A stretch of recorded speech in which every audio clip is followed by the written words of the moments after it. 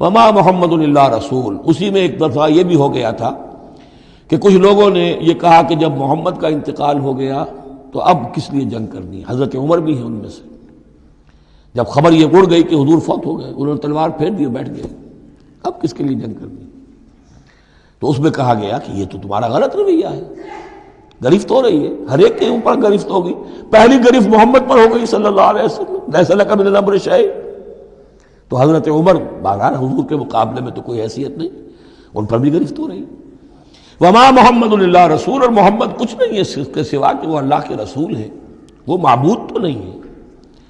تم ان کے لیے تو جہاد نہیں کر رہے، تم جہاد اللہ کے لیے کر رہے ہو۔ دین کا غلبہ جو ہے وہ اللہ کے دین کا غلبہ ہے۔ محمد کی حیثیت کیا ہے؟ وہ تو اللہ کے رسول ہے۔ وما محمد الا رسول قد خلت من قبلہ الرسل، اور ان سے پہلے بہت سے رسول گزر چکے۔ افئن مات، تو اگر وہ ان کا انتقال ہو جائے، او قتلا، یا بالفرض وہ قتل ہو جائیں، انقلبتم علی اعقابکم، تو کیا تم اپنی ایڑیوں کے بل لوٹ جاؤ گے؟ یہی تمہارے دین اور ایمان کی حقیقت ہے۔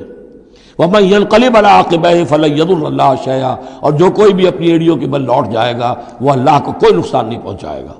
وسیجزی اللہ الشاکرین، ہاں اللہ بدلہ دے گا شکر کرنے والوں کو۔ حضرت عمر چونکہ جذباتی انسان تھے، اس میں کوئی شک نہیں، تقریباً یہی کیفیت حضور کے انتقال پر پھر ہو گئی تھی ان کی، تلوار کھینچ کر بیٹھ گئے تھے، جو کہے گا محمد کا انتقال ہو گیا سر اڑا دوں گا اس کا۔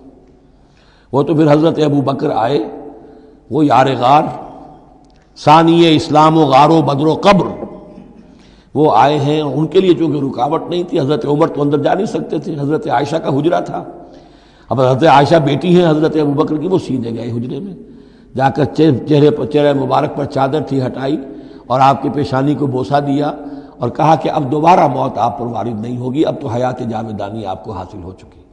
پھر باہر آ کر یہی آیت پڑھی، وما محمد الا رسول قد خلت من قبلہ الرسل افئن مات او قتل انقلبتم علی اعقابکم۔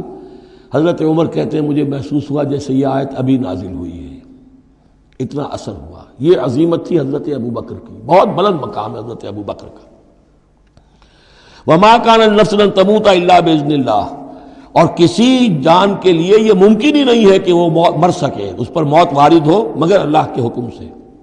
کتابا مؤجلہ، وہ تو لکھی ہوئی شے ہے اجل معین کے ساتھ، ہر ایک کا وقت طے ہے۔ Death is the best guard, آپ کا باڈی گارڈ جو ہے سب سے بہترین وہ موت ہے۔ موت کا وقت جب ہے تبھی آئے گی، اس سے پہلے کوئی آپ کے لیے موت لا نہیں سکتا۔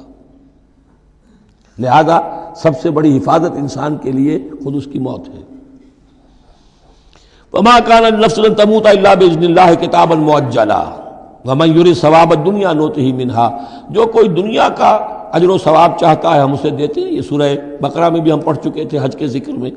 ومن يريد ثواب الآخرة نؤته منها، اور جو واقعتاً آخرت کا ثواب چاہتا ہے، بدلہ چاہتا ہے، جزا چاہتا ہے اپنے اعمال کی، ہم اس میں سے اس کو دیں گے۔ وسنجزی الشاکرین، اور شکر کرنے والوں کو ہم جزا دیں گے۔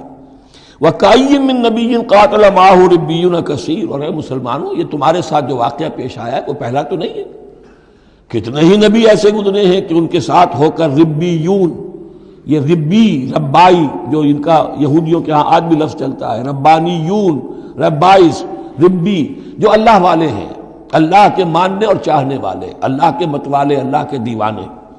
کائیم من نبی، کتنے ہی نبی گزرے ہیں، قاتل معاہو، ان کے ساتھ ہو کر جنگ کیا، ربیون نے، کثیر، اللہ والوں نے، اللہ کے غلاموں نے، اللہ کے عاشقوں نے۔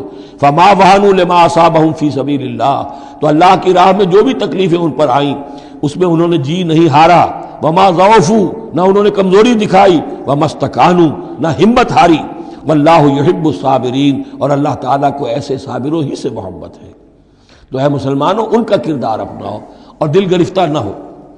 وما كان قولهم الا ان قالوا ربنا اغفر لنا ذنوبنا واسرافنا في امرنا، اور ان کا تو ہر مرحلے پر یہی قول ہوتا تھا کہ وہ دعا کرتے تھے اے رب ہمارے بخش دے ہمیں ہمارے گناہ، واسرافنا في امرنا، اور اگر ہم سے اپنے کسی معاملے میں حد سے تجاوز ہو جائے، جیسے کچھ تجاوز ہو گیا حضور سے کہ آپ نے وہ الفاظ فرما دیے کیف یہدی اللہ قوما خضبوا وجہ نبیہم بالدم، یا جیسے حضرت عمر سے ہو گیا کہ تلوار پھینک کر بیٹھ گئے۔ تو اللہ جو اسراف ہم سے ہو جائے، اسراف ہے کسی حد سے تجاوز کر جانا، جائز حد تک خرچ کرنا ٹھیک ہے، آپ اس میں آگے بڑھ جاتے ہیں، وہ اسراف ہے۔ وَإِسْرَافَنَا فِي أَمْرِنَا، بخش دے جو بھی اسراف، جو بھی زیادتی ہم سے ہو گئی۔ وَثَبِّتْ أَقْدَامَنَا، اور ہمارے قدموں کو جما دے۔ وَانصُرْنَا عَلَى الْقَوْمِ الْكَافِرِينَ، اور ہماری مدد فرما کافروں کے مقابلے میں۔ یہی دعا تھی حضرت طالوت کے ساتھیوں کی، یہی دعا تھی جس پر ختم ہوئی وہ دعا کہ جو سورہ بقرہ کے اختتام پر آئی، فَانصُرْنَا عَلَى الْكَافِرِينَ، وہی دعا یہاں بھی ہے۔ فَآتَاهُمُ اللَّهُ ثَوَابَ الدُّنْيَا وَحُسْنَ ثَوَابِ الْآخِرَةِ، تو ان لوگوں کو اللہ تعالیٰ نے عطا فرمایا دنیا کا ثواب بھی، دنیا میں بھی سربلندی دی، فتوحات دی، وحسن ثواب الآخرہ، اور آخرت کے ثواب کا تو بہت ہی عمدہ حصہ ان کے لیے ہے۔ واللہ یحب المحسنین، اور اللہ تعالیٰ جو ہے ایسے محسنین کو پسند کرتا ہے۔